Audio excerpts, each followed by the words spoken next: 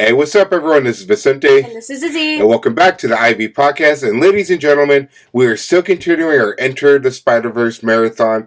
And now we're at Spider-Man Far From Home. Spider-Man Far From Home. You know, it takes place right after Endgame. I want to say maybe 2 months after Endgame, but like we said, we're just sticking to the Spider-Man movies. One day we'll cover the entire MCU when we have fucking time and stuff. But yeah, Spider-Man Far From Home is quite an interesting Spider-Man movie. It's it's the first one to not take place in New York. It actually takes place in Europe. Mm-hmm. And it's kind of an interesting twist. And, you know, with all this uniqueness and, you know, brand new villain Mysterio, played by Jake Gyllenhaal, mm-hmm. I think it's a pretty fun film. You know, granted, I do have one big negative with this movie, but all in all, I think it's quite an enjoyable movie. You know, it's in my top 5 for Spider-Man movies. Yeah, I think for the average watcher, especially if you did watch Endgame, it's a really good movie, and the special effects are great, and I think just the different setting when you're talking about Spider-Man, I think is really unique to the movie as well. Yeah, because we're so used to Spider-Man just being in New York, you know, that friendly neighborhood Spider-Man, but it kind of evolves, you know, and like I said, it takes place in Europe, and then London. Yeah, it's a quite interesting take, you know, putting him in Europe, but it's something different, and I don't mind it. And, you know, we still get a returning cast. We get Ned Leeds, MJ, and Happy Hogan, but we also get some new cast members. You know, the new love interest for MJ. What was his name? I forgot what was his name already. I think Bentley or Bradley. Bradley. You know, we got Betty Brand, who plays more of a role, and we get Nick Fury in a mentorship type of role, kind of like Tony Stark in Homecoming, and we get Maria Hill, and you know, I'm not gonna lie, it's a good movie. You know, everyone just plays it so perfectly. You know, I don't really have an issue with the cast or writing of this movie. Granted, sometimes the story can be a little janky here and there, but all in all, pretty fun film, summer film. I give this movie like a good 8.7 out of 10. 8.7? I think for me, I'd stick with an 8.5. It's a really enjoyable movie. We can put on it whenever. Oh, yeah. You know, it's just one of those ones, too, where, like, when we're doing our marathon, I always have a good time with it. Yeah. You know, like I said, I only have one big negative, which I'll talk about later. But, you know, Tom Holand as Peter Parker and Spider-Man, he's always knocking it out of the park. I'm not going to put that as a positive, because we already know how good of a job he does. Oh, yeah. You know, he perfects that role so much. But are some things in this movie I just don't really like, you know. I can't wait to talk about it. So without further ado, Izzy, do you think we should start off with our positives and negatives? Yep, I think we should go. All right, so starting with our first positive, Jake Gyllenhaal as Quentin Beck, a.k.a. Mysterio. Now, if you're not a big Spider-Man comic fan, you know, Izzy knows more of the movies. I know more of the comics. Mm-hmm. So, you know, this movie does a really good job of making him seem like he's a hero. But us true Spidey fans do that. This man was always a villain in the comics. Yeah, I know. When I watched it for the first time, he seemed like this great person, this new hero person to add to this team, especially after the events of Endgame.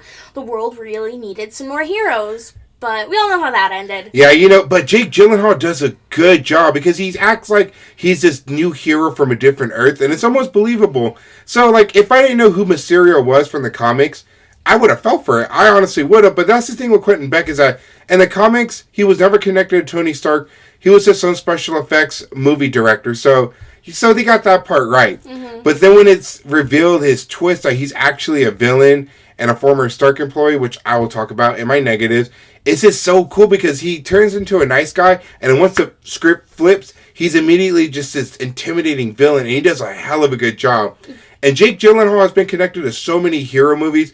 He was supposed to be the Batman in the Dark Knight trilogy, and like I said in our Spider-Man 2 episode, he was supposed to replace Tobeymaguire. Yeah, I think Jake Gyllenhaal does a really good job with this villain and plays it off really well, and that just shows how good his acting is. Oh, he's one of my favorite actors. He's so good. Like whenever he's in a movie, he just does it so good. Like one of my favorite ones he did was Jarhead and Southpaw. Just his acting ability and range it's pretty good. Mm-hmm. It's underrated. Not a lot of people give him a lot of credit, you know, because we're so used to people like Robert De Niro, Michael Keaton, you know, those top dogs and shit. But Michael Keaton, you know, but Jake Gyllenhaal, I think he's up there with them. He's really good. You know, and his character Mysterio really plays it. And it sucks because he gets killed off in this movie. And I was hoping that he'd be revealed as a sixth member for the Sinistersix in No Way Home. Oh, me too. I would love to have him back if there's any way. Yeah, I kept telling Izzy that when I first seen this movie, I thought it was going to reveal that Mysterio just faked his death. And I almost believed it because Mysterio has faked his death a lot in the comics. So I wouldn't really put it past him if he actually does come back. It'd be a cool and interesting twist. But as of right now, I really think he's gone, and it sucks because there's so much more you could have done with that character himself. Yeah, I agree. I think he should have. I think he should have stuck around for longer than he did. So maybe there's a chance he'll come back. Yeah, but when they're that good of an actor, you always want more. Yeah. And so whatever screen time Jake Gyllenhaal had in this movie and in the MCU, I totally love it and I appreciate it. It makes you want that much more. Me too. All right, and number 2 on our positive list, the relationship between Mary Jane and Peter Parker. And what's so funny about a lot of these Spider-Man movies is that the lead actor of Peter Parker and the love interests always date in real life. We had Tobey Maguire and Kirsten Dunst, and then we had Andrew Garfield and Emma Stone, and now we have Tom Holland and Zendaya. And I would say their chemistry is pretty good. I remember when this movie came out, people were like, oh, that felt so forced, but I was kind of one of those people, but the more I watch this movie, the more it just feels natural. Yeah, and I think it also shows how good the acting is for the characters, and just the people who actually pick the actors just show how much their chemistry is good with each other, that it works off screen as well. Yeah, and I wasn't like the biggest Zendaya fan as MJ because I didn't think she was Mary Jane. I thought she'd be another character, Michelle Jones, and she plays White Tiger in the comics. So I always figured, maybe it's a fun little Easter egg. But, as time goes on, she grows on me as Mary Jane. She's not my typical comic book Mary Jane idea. But, credit where credit's due. Zendaya does a really good job.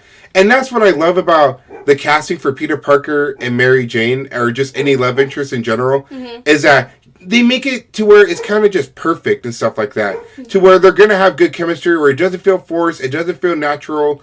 Okay, let's do that one again. Yeah. Okay. And that's what I love about how when they cast the new Peter Parker and just any love interest, that it feels natural. It doesn't feel forced at all. And that's what you need to make that relationship believable when it comes to any of his love interests. Exactly. And I really like the change with the Mary Janes in this movie compared to the Tobey Maguire movies. It just it feels more like the reality of Mary Jane rather than what we would see in a regular movie. Yeah, maybe one day we'll see the true Mary Jane in the MCU, just like we'll see Gwen Stacy and Felicia Hardy. But for now, no. I like their chemistry. I think, and it's cute that they actually are dating in real life. I think this is where their relationship probably started. Yeah, I wouldn't doubt it. All right, and number 3 on our positive list is the new Europe location. And like I said, it's very unique that they took Spider-Man out of New York, instead of being the friendly neighborhood Spider-Man. Now he's in a whole different country, and I like it. I fuck with it. Yeah, I think having the setting change is really interesting for Spider-Man and for the story as well, because it's one that people aren't going to, assume what's going to happen. It's because it's a whole new environment for what's going to happen. So I think that's what makes this movie really good. Yeah, and like I said, Europe, we get to see all these national landmarks, and it goes from Europe to the Netherlands and to London. And so, but what's so cool is that Peter Parker has to try and hide that he's Spider-Man, otherwise he's going to get caught. Yeah, what was his persona? It was like Night Monkey? Yeah, and it's so cool because if Spider-Man just popped up in Europe and then Peter's gone, people would have caught it. So I do like how, they could have just been lazy and cliche and have Peter Parker show up as Spider-Man in his costume. And he kind of did towards the end. But in the middle and stuff, when they were in Europe, I do like how he got a new costume. That way, people just wouldn't assume that he was Spider-Man, that it's a whole new hero, Night Monkey. So yeah, kudos to that storyline. I do like it, and the whole new location setting. Yeah, the location setting is great, and I think having the costume change just adds more to the versatile of Peter Parker and Spider-Man itself. Yeah, so kudos to whoever came with that idea. Hence the name Far From Home. Always got to have that home title inside a Spider-Man movie. Yeah. All right, and number 4 on our positive list, and I'm so excited to talk about this, Mysterio's illusion scene. Now, I think we'll talk about the elementals first.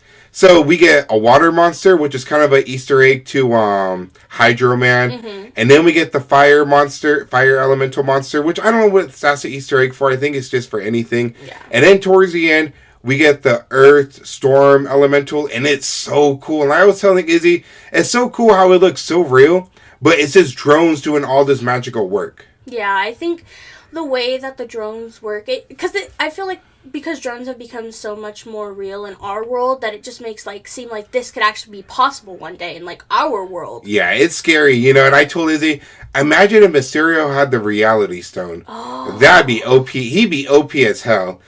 But we're not going to keep talking about the elemental monsters, even though they look cool. I want to talk about Mysterio himself. Mm-hmm. Holy crap. When I first seen the scene in theaters when he tricks Peter that Nick Fury and Maria Hill were there and he's making him lose his mind, I swear to God, it reminded me of the comics and a particular scene in the Spider-Man 2000 game that had Doc Ock and Carnage as the main villains. Mm-hmm. Just that illusion's so cool because Mysterio's such a cool villain that you can do on screen to where, to me, I like him better than Scarecrow, and I'm going to stake that on a fact, even in the comics. Oh my God, yes.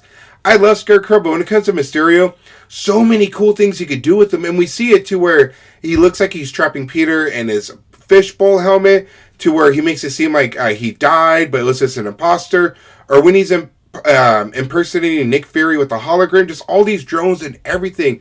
And it's so cool, and I'm glad we finally get to see it on the big screen. And fun fact, Bruce Campbell was going to be Mysterio in Spider-Man 4 with Tobey Maguire, just for like a quick scene, one of those, quick criminals he stops and stuff. But to finally see, Mysterio on the big screen and played by Jake Gyllenhaal, it's just perfect to me. His illusions. I saw this shit 3 times in theaters, and my second time was 3D, and on my third time, IMAX 3D. Holy crap, that illusion scene was scary as hell. I bet. Seeing that scene in 3D, I feel like would have scared me. Oh, yeah, and what's scary is that, I think there was a deleted scene to where they're going to have, spiders in that illusion scene. That would have scared the crap out of me. I think I would have closed my eyes.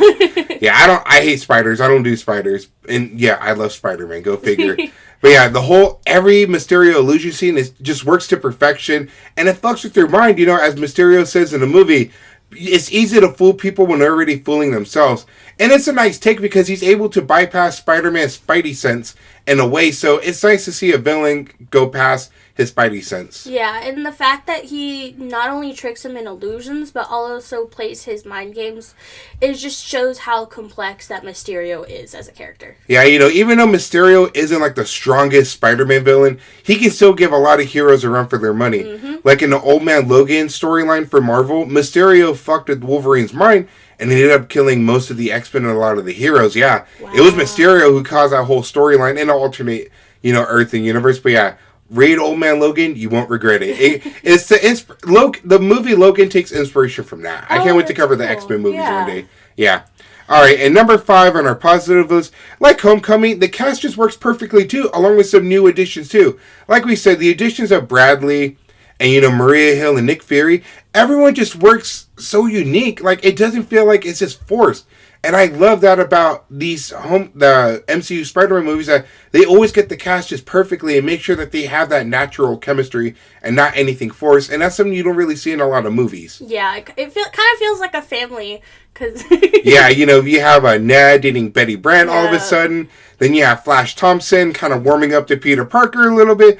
And Izzy said it, Happy Hogan is probably the most underrated character in his trilogy. He is. He's probably one of my backseat favorite characters. Yeah, he's I would say No Way Home is where he's at his best. Yeah. Not saying he's bad in this one, but Homecoming he was kind of a joke character, and the second one he was just dating fucking Aunt May because she's young and hot, everything else.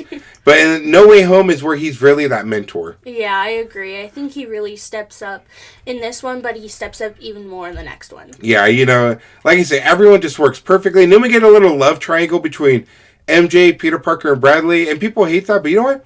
I like it. It doesn't feel forced. It feels just right. Yeah, I think it's interesting because, I don't really think we've ever seen Spider-Man with a love triangle like that on screen. Mm-hmm. So I think it just adds more to the story. Well, actually, we kind of did with Harry Osborn, Mary Jane, and Peter Parker in Spider-Man 3. But even then, like I said, Mary Jane in the Tobey Maguire movies was just a fucking gold digger. Yeah. She really was. At least this MJ is nice and loyal. Yeah. As far as we can see. We actually want to see the relationship go through. No disrespect to Kirsten Dunst's version of Mary Jane, but still, it's something I can live without. Yeah. All right, and number 6 on our positive list, and that's our final one, J.K. Simmons coming back as J. Jonah Jameson. I was so fucking ecstatic when I seen this in theaters and he popped up. I was like, holy crap. That's the one thing I love about the Spider-Man movies, and even in Across the Spiderverse, when, spoilers alert, if you haven't seen Across the Spider-Verse, when they go to the Lego universe of Spider-Man, he still plays J. Jonah Jameson. Granted, it's just audio footage, but it's nice to know that no matter what universe J. Jonah Jameson's going to be in, J.K. Simmons will always be there. Yeah, I think would you call it a cameo? Hell no, I wouldn't call it a cameo. I mean, maybe a little bit, just because it's so small, but, like, just that he's almost in... Just that he's in every Spider-Man universe just makes his character that much better and that much iconic. Yeah. Another fun fact, I'm gonna show this to my brother Alex too, and just other people that are rap fans. You know who was gonna play J. Jonah Jameson in the Amazing Spider-Man movies? I know it was pretty close. I think I told you. Yeah, and when I say wasn't it Ice Cube? Yeah, Ice Cube was almost J. Jonah Jameson in the Amazing Spider-Man franchise. Still rumors; those are just rumors. I could, they could be wrong, but I would have loved to see that, actually. That would have been funny. I could see it. I think that would have been funny. But at the same time, I don't know if I could see him as that. Oh, I can easily. Have you not seen his acting in a lot of movies? I'm not saying it's because his acting is bad or anything. His acting is great. Mm-hmm. But, like, I think J.K. Simmons is just so iconic as that role that it would be hard to replace. Oh, yeah, but I think Ice Cube would have brought a different take, and it would have been funny. Yeah, that is true. Imagine if he was J. Jonah Jameson for Tom Holland. That'd be funny as hell. But yeah, J.K. Simmons, such a prize, man. And he gets casted for a lot of, comic book roles. I think he was one in DC. He was Commissioner Gordon. That was pretty cool. Mm-hmm.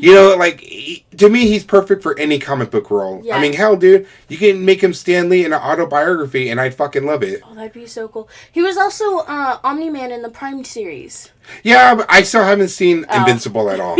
Yeah. It's a really fun show. I definitely highly I also recommend The Boys on Prime, even though The Boys can be a little disgusting and brutal sometimes.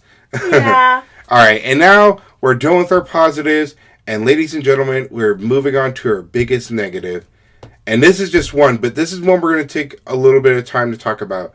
And number one, and our final one on our negative list, is the Iron Man connections. And let me just say this. We're going to show a video clip right now, but it's revealed that Quentin Beck was a former Stark employee, and I'm sorry, that is one of the dumbest things ever. It makes sense that in Homecoming, because Tony Stark was in that movie, that, Vulture was connected to Tony Stark, because of Battle of New York. Mm-hmm. And so it makes sense to connect him with Tony. I guess, I'll give that a pass. But to make it seem like Quentin Beck has always been there since Civil War is just stupid. Yeah, I think it was just a little weird. I wish he'd rather been a villain for Spider-Man and not Tony Stark. Yeah, because this whole movie, because it's like I said in Homecoming, at the end of Homecoming, it makes it seem like Spider-Man's ready to just be his own hero. Mm-hmm. And then we see him in Infinity War and Endgame, quick review right now. He wants to be like Tony Stark. He wants to be like Tony. And then in this one, he wants to still be Tony. And it's like, all that character progression and story that you had in Homecoming, and now he just wants to be like Tony, and then we get the stupid Quentin. I still don't like it. It's dumb. It makes no sense. I mean, it makes sense, but really, I just feel like you're pulling that one out of your ass. Excuse my French. I know I dropped the F-bomb here and there and stuff, but excuse my French. And then Mysterio's team is also, there's a member who's also been there since the first Iron Man. It's like, what's this movie? Is it Iron Man 4? I love the story, and I really wish Quentin Beck just would have been some random dude who wanted to be a hero. You could have made... Mm-hmm. Yeah, I know Mysterio wanted to be the next Iron Man or the next big hero, but you could have done it in a way to where he's not a former Stark employee, and that's so stupid. It still bugs me. It's like, it made sense the first time, but to really rinse and repeat it this time, like I said, this movie just feels like it's more of Iron Man 4 than it is a Spider-Man movie. And now let's talk about... And I do not like this too. We're showing a video clip right now. Peter Parker makes his own Spider-Man suit, but uses Stark technology. And I know in the comics, he has borrowed suits from Tony Stark, Reed Richards, and plenty of other heroes. But it's the fact that Peter Parker still makes his own homemade suit because he's a regular Joe like me and you. He doesn't have all this money and stuff like that, all these resources. He dumpster dives. But but for him to make a whole new suit out of Stark technology, it makes it seem like he needs Tony Stark and that he can't be a hero by himself. Yeah, I understand he was in another country, but I do wish he would have made his own suit. And in a way, yes, did he make his own suit? Sure. But he still used the technology, whereas he should have just used whatever clothes he had on the trip and used that as a suit. Something, even Happy tells him, like, you'll never be Iron Man, and that's a good thing. You should be your own person. And I get it. It is a cute scene because when Peter's working on his suit, it reminds Happy of Tony. And, I do like that moment, but I just don't like how they make it seem like, he needs Iron Man in his life. And, thank God in No Way Home, they rectify everything. They change up a whole lot of stuff. So I can forgive this movie for that. But I remember the first time I seen it, I did not like it. I didn't like the Quentin Beck thing.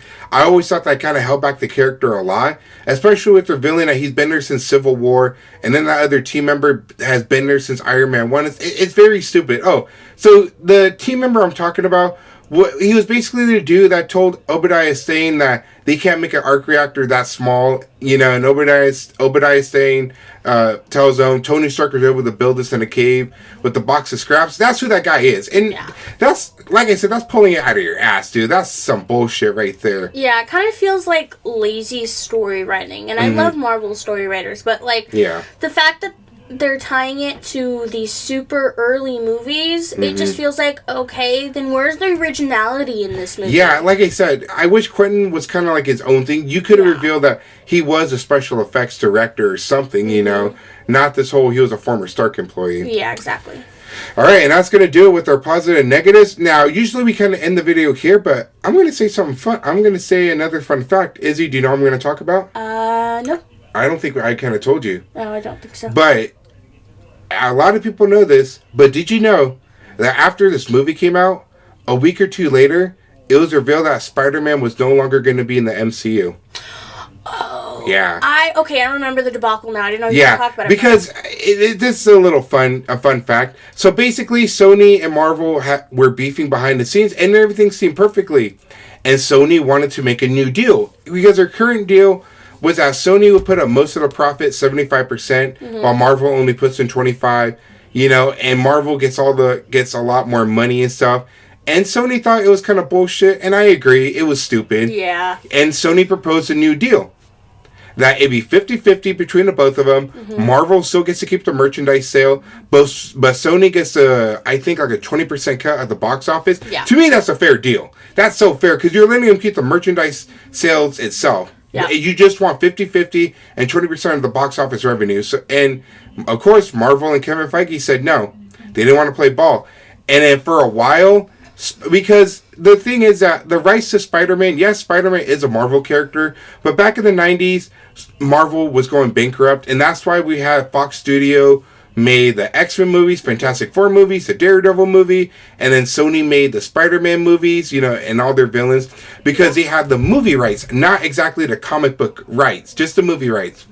And so for a while, Peter Parker, and that version of Spider-Man and Peter Parker weren't going to be in the MCU anymore. And so it was kind of interesting. It's like, well, how are you going to do it? Because he's so connected to Tony Stark and to all these MCU characters that it was a mess. I remember I was so heartbroken that day. It happened literally in the middle of the day, afternoon. I was just chilling at home, or eating some pizza, and all of a sudden I checked my phone. I got a notification. It said Spider-Man no longer in the MCU. And I thought it was a joke, but no. It was bad. Like, people were freaking out. And I know Tom Holand begged the Disney CEO, Bob Iger, and Amy Pascal, the CEO of Sony, I believe, or someone in Sony. Yeah. And thank God they finally got a deal working. I think eventually Marvel did agree to that deal, the whole 50-50. Marvel gets the merchandise sales, while Sony gets a nice cut of the box office revenue, because that is a fair deal. Yeah, I agree. But holy crap, how did you feel, Izzy, when you heard about that? When I heard about the news, I was so scared. I'm like, crap, they have set this character up for so many movies, and now for him not just to be in the universe, how are they going to retcon that? What are they going to do? And so, I don't know how long it took them to come to the. I want to say a few weeks. Like a month or something, because it's like, how are you going to do it? You can't say Doctor Strange spell, because then that's going to... Because with the deal... With movie rights, it gets like a little tricky.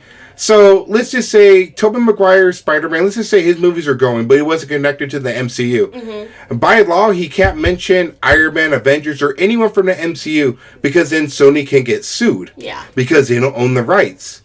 Now, if the MCU, let's just say Spider-Man never appeared, they basically name drop Spider-Man and Peter Parker or just showed them, then they can get sued. So movie rights were kind of tricky, and they came to a deal, and I'm glad they fixed it. And now Tom Holland is basically the new face of the MCU. So yeah, that was just a little fun fact I wanted to talk about. I want to hear your thoughts on the whole, Sony and Marvel dispute. Were you scared? Did anyone actually want them not to make a deal? Let me know in the comments. I'm very, very curious to see how you guys would have done it if Marvel and Sony never worked it out. Yeah, I think that would have been really interesting if they didn't, especially with how much Spider-Man the character has grown, especially after Endgame. In that MCU universe, yeah, it just would have been hard to just make him, just to forget about him, because he's connected to everyone, even Falcon, even Winter Soldier, just everyone in general. Yep. All right, and that's going to do it for our Far From Home movie review and our fun little fact about the Sony and Marvel dispute. And next week, ladies and gentlemen, we're going to cover No Way Home, and I'm very, very excited for that. That's the movie I hold so close to my heart, and you'll find out next week why. Until then, be good people, take care of others, and take care of yourselves, and we'll catch you next episode. Peace out, everyone. Bye, guys.